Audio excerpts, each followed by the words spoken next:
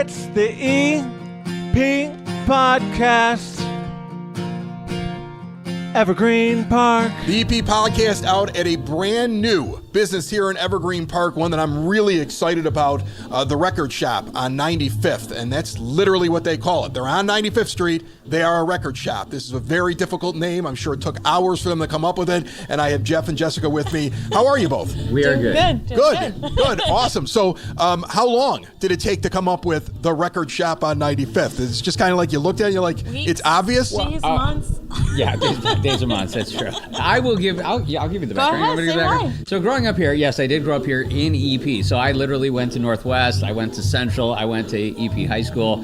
How this played out, growing up here, well, everything is where it's at and what it is. So you go to the Jewel on Pulaski. You go to, the pizza place on 87th. So we came up with the idea of very simply going Midwest on everybody and the Record Shop on 95th. So you know what we do and where we're at. Where you're at. I love that. Okay. And what's the exact address? Do you remember it? I know you're new. Do you remember it? No, 3576 West 95th Street. They're right across from the Pearl. Literally across the street. Like that's the thing. Like you say that about like that's how you identify things. It's weird. The Pearl has been there. The Pearl Vision on 95th has been for like 50 years. Yeah. So if you're looking for it, their address is across from the Pearl Vision on There you 95th. go. Yep, which used to actually be next to what was Walgreens. Right. It was a Right, it was Walgreens. And before that, I'll go back further, Park Men's Shop. Right. So. We all know what these things are, so this is where they're at. And so it's a neat little spot. And when we put the video out on the EP podcast later on this week, you'll be able to get a look at the setup. I mean, it's really.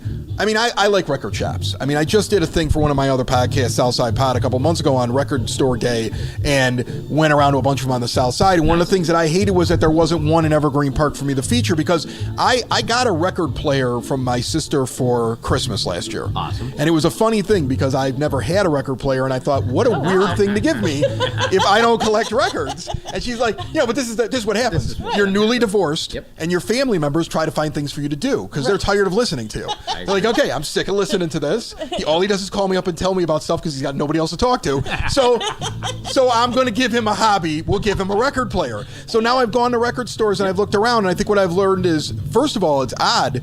The new records are more expensive than a compact disc or getting the streaming thing. And I never thought that would be the case, because you think to yourself, okay, sound quality, this is not going to be the same as digital. Right. But the records themselves are pretty pricey. Yes. Well, go ahead. No, I'm going to let you jump into that. Well, why are they pricey? Why are they? You like to describe why. No, go ahead.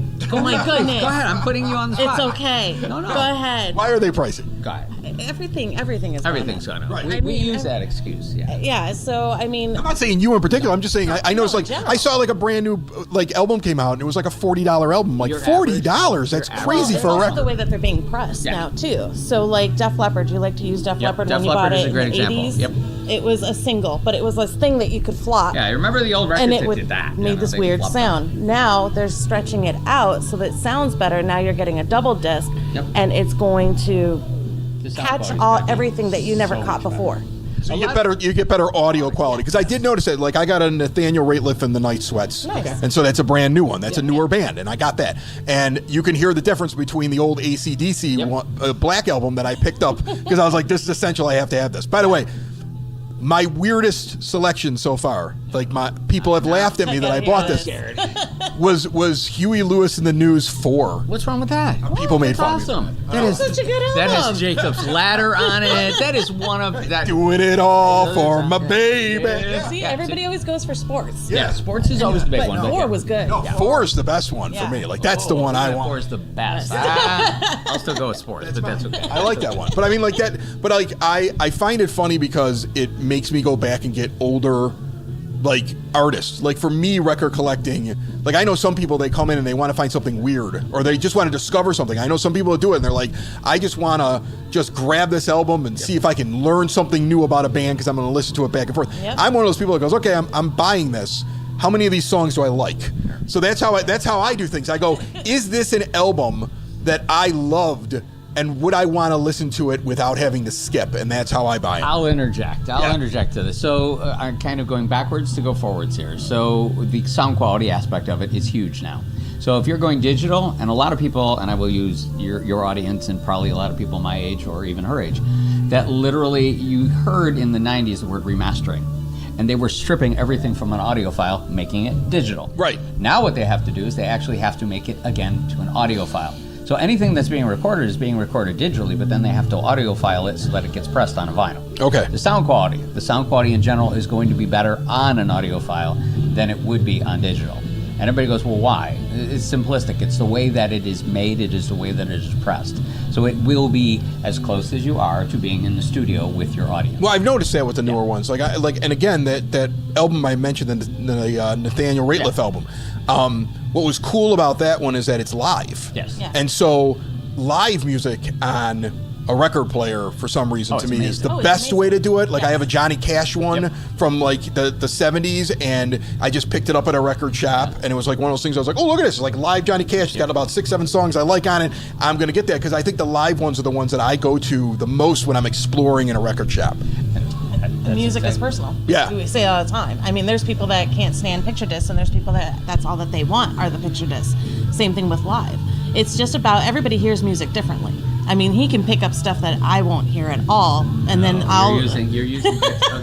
So on YouTube, there's Dexy's Midnight Runners. Okay. Everybody remembers. Come on. You know, I love this, first of all. I love every time we go to a business and it's husband and wife. Oh, yeah. Like, I think it's hysterical because they look at each other like, you know. Tell that thing, you know. Like, do that thing, you know. You drive me nuts with this, so tell the rest of the people the thing that you tell me all the time. 27 years. Right, that's right. Right. So, I love this dynamic. This is awesome. So the aspect of Dexy's Midnight Runners, we were watching it. Come on, Eileen. That's the one. Eileen, the one everybody knows. Yeah. Well, there was a recent. Well, it's probably now 3 or 4 years old. 3 or 4 years old. Yeah. But they recorded snippets of each process of Come On, Eileen, moving it from back in the 80s to about 2015, 18, whatever it was, 20. More recent. Yeah, more recent. And me personally, Jess can't hear it, but I can hear the progression of the acoustics in every part of it changing. At the end, he's like, wow, did you hear that? I'm like, yeah, I heard the song. I know the song. It's a great song. So when somebody comes in here, you're going to talk music with them. That's obvious to me. That you're going to understand it. You're going to get the album. You're going to sit there and you're going to kind of geek out with them and stuff like that. Oh, yeah. Is that why you decided to do this? Like, I mean, I feel like anytime I meet somebody who's got a record shop, it's because of a love of music, a love of talking about music, and this is fun for you. This doesn't feel like a job. I say that when I say that to a small business owner, they're always like, "It's a job, Chris. I'm exhausted." Yeah, I get that. Well, it is a job. It is a job. We don't get to delegate to other people. This is everything is. I do the same thing. Like, I like doing this, but this is a job. Exactly. We divide everything. Yeah. So the way that if you come in here, he gets all of this. He will geek out with you. He will talk all that. But whatever he doesn't know, I do. Yep. Right. So I'm the one behind the counter, but I'm still the one that's taking care of all that. But I mean, music has always been a huge part of our lives. So I'll go. You want to go backwards? You want to go backwards now? Where do we meet?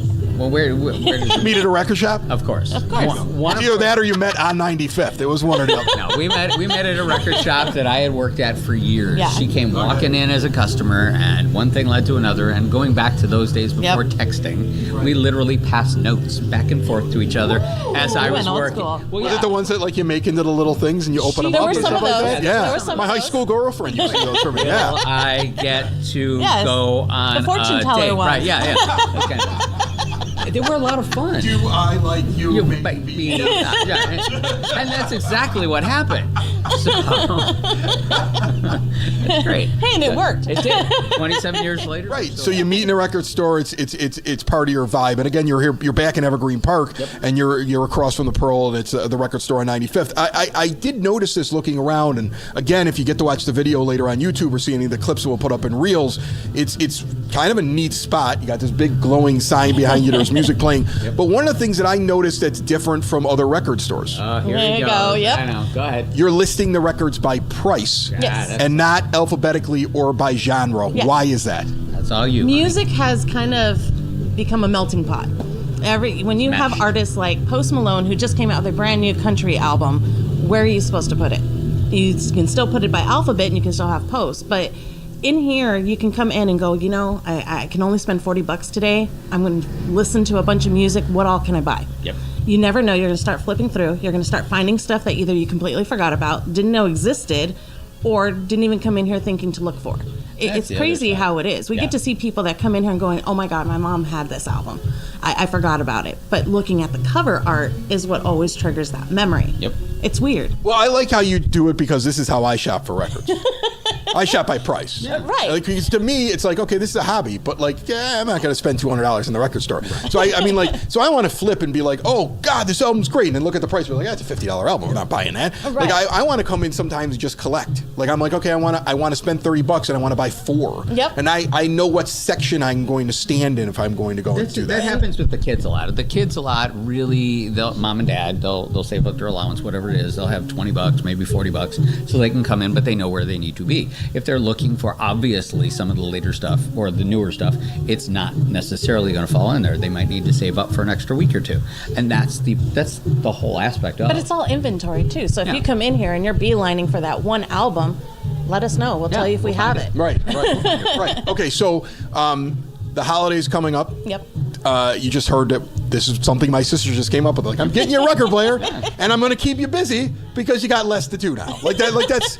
Like, yeah, you know. I mean, So when I hear we're going to see more of him. Right. Well, I'm going to stop because I've got the record player. I've got to add to the thing. But like, if somebody is watching this and either A, they're into records and like, okay, I got to go check this thing out, or B, let's say that they're not into it. Like, what would you recommend as we get towards the holidays? Like, what are you seeing in most of your shoppers? Like, what do they come in and look for? Kind of give me kind of a rundown of your typical record Go ahead. shop on 95th Go customer. ahead. No, so I'll kind of go this route with you so Yeah. that you can understand. So now it's for people that, are we asking people that aren't into this? I'm curious about the people that aren't. Okay. And then you can tell me a little bit about the ones that are. And that's it. Yeah. That's perfect for me. So with the people that aren't, in other words, I'll just go back to mom and dad or grandma and grandpa that used to be into it but don't understand why the kids are into it today. Yeah. Kids are into it now because of what we have said for many, Yes. many years. They've been holding a tablet in their hand their entire life, whether it was a real tablet, but now it's a cell phone. That's kind of how their lives are playing out. They also are moving so fast, they don't have time to slow down. This has made their time to actually take a moment and breathe. You have to They wait can for hold that it. at record to end. Yeah. So that you can walk over and you can flip it over. So that's their moment to actually just sit Focus. down and focus and listen to the music, look at the artwork, and look at the lyrics and all the inserts that are in there. Yeah.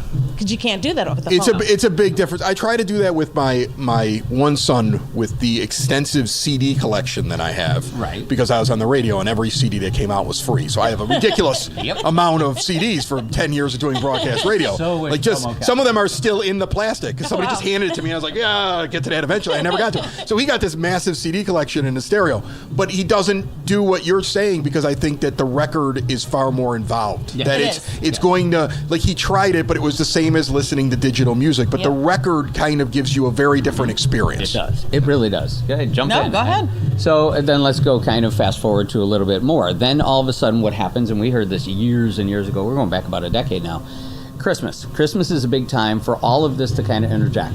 So you have the grandparents or the parents that are like, I don't understand why my kids are into this. Wait until after Christmas, then come and talk to us. We've had this almost every single year. After Christmas is over. So normally about mid-January we start to see this filter in.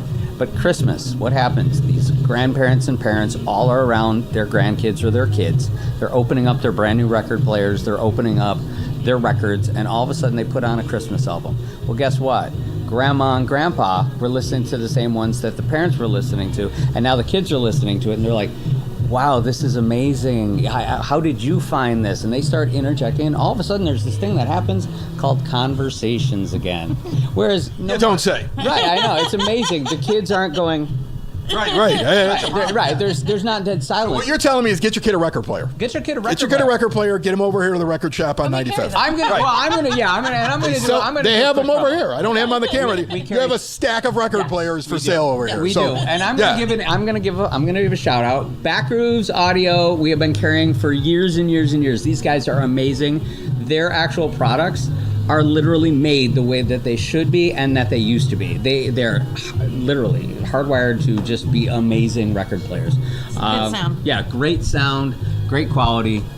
Thank you guys at Backgrooves. Just letting you know. That's awesome. Okay, so my advice to everybody, get over to the record shop on 95th. Please. Say hi to Jeff and Come on Jessica. It's a brand new business here in Evergreen Park. It's across from the Pearl.